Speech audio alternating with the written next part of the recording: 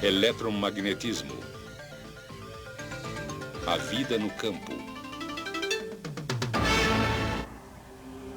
Na Lua, um astronauta é protegido do ambiente hostil por uma roupa espacial projetada cuidadosamente. Ele não precisa se preocupar com o vácuo no espaço ou com as temperaturas extremas da Lua.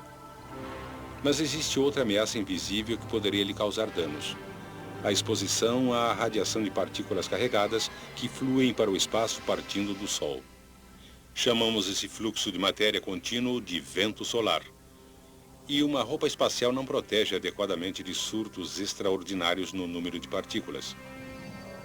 Há mais que 3.000 anos, astrônomos chineses observaram pontos escuros na superfície do Sol. Hoje sabemos que esses pontos são de fato zonas de intensa atividade magnética. Manchas solares como esta geram outras atividades solares como labaredas e protuberâncias, penachos escaldantes de gás brilhante que às vezes chegam a mais de 150.000 quilômetros acima da superfície do Sol, ou 12 vezes o diâmetro da Terra. Cada erupção solar maciça impele um surto adicional de partículas carregadas para o espaço. Como partículas individuais levam até 2 dias para alcançar a Terra, um aumento no número de manchas e labaredas solares serve de sinal para os cientistas de que o vento solar vai se intensificar, tornando-se uma torrente de radiação mortal em nossa direção.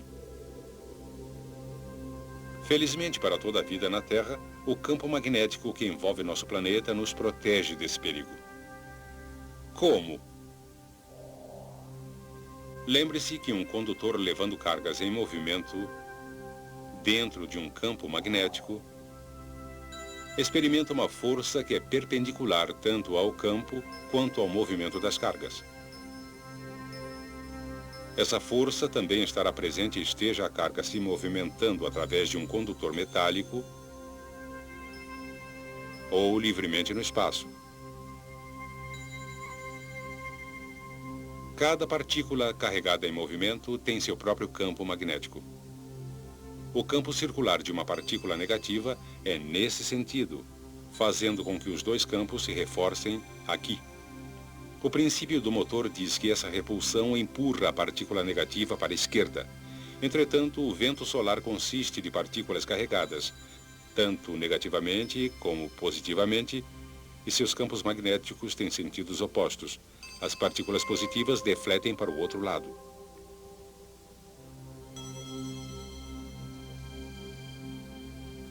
Assim, quando o vento solar encontra o campo magnético da Terra, as partículas carregadas tendem a se separar, com as partículas carregadas negativamente sendo defletidas ao redor de um lado da Terra e as partículas carregadas positivamente ao redor do outro lado. O resultado é que a maioria das partículas é defletida e nunca chega até a superfície.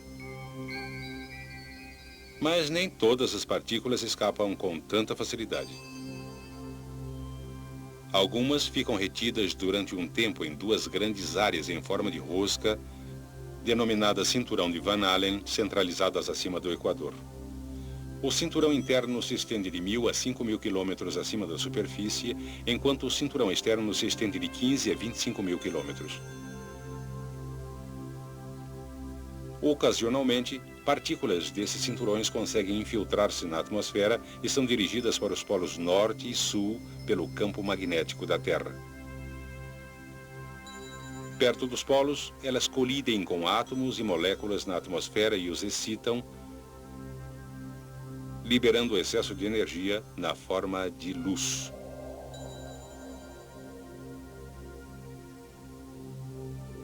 No norte, a luz pálida resultante é denominada aurora boreal ou luzes do norte. No sul, ela é chamada aurora austral. É interessante que cada vez que se vêem luzes do norte, elas também aparecem no sul.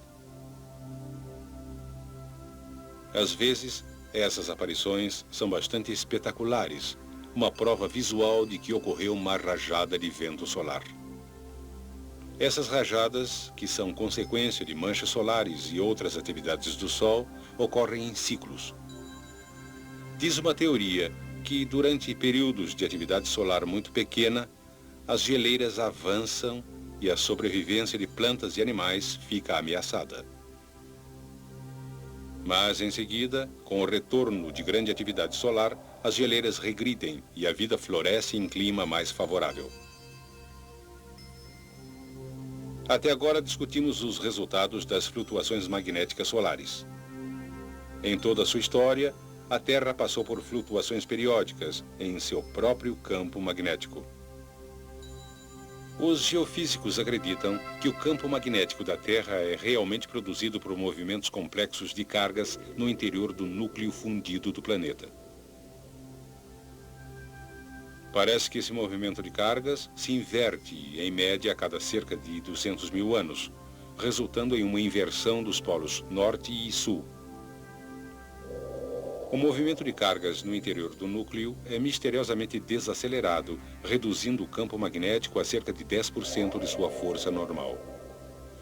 Com um campo magnético muito enfraquecido, o vento solar não deflete mais ao redor da Terra, e assim as partículas carregadas caem como chuva na superfície.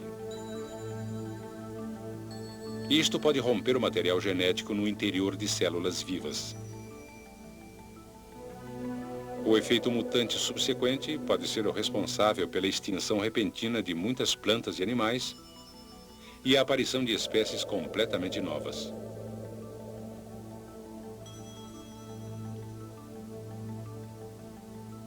Então, o campo magnético enfraquecido se perde e retorna à máxima intensidade. Algumas poucas espécies realmente se desenvolveram com a capacidade extraordinária de tirar partido do campo magnético da Terra.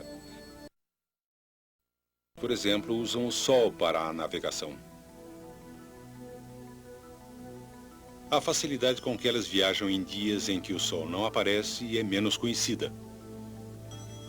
Entretanto, experiências em que pombas receberam protetores de orelhas contendo minúsculos ímãs mostraram que em dias nublados, quando não podiam depender do Sol para a navegação, elas logo se desorientaram. Quando os protetores foram retirados, essas mesmas aves logo se recuperaram e facilmente chegaram ao seu destino. O material magnético no cérebro da pomba permite de alguma forma que ela voe como se tivesse uma bússola na cabeça. Alguns micro-organismos também têm essa capacidade fascinante. Certos tipos de bactérias da lama, que vivem longe do Equador, aprenderam a usar o campo magnético inclinado da Terra para determinar o sentido ascendente e descendente. Na Austrália, o sentido do campo é inclinado para cima, e assim as bactérias se movem contra o campo ao se dirigir mais para o fundo da Terra, procurando umidade. Quando essas bactérias são trazidas para o hemisfério norte, elas são enganadas pela inversão do sentido do campo magnético e se movem para cima, não para baixo.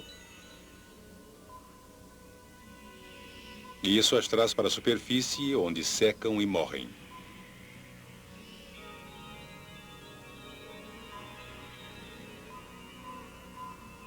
Foi a presença de um campo magnético que ajudou a Terra a se tornar um planeta agradável para seres humanos e outros organismos.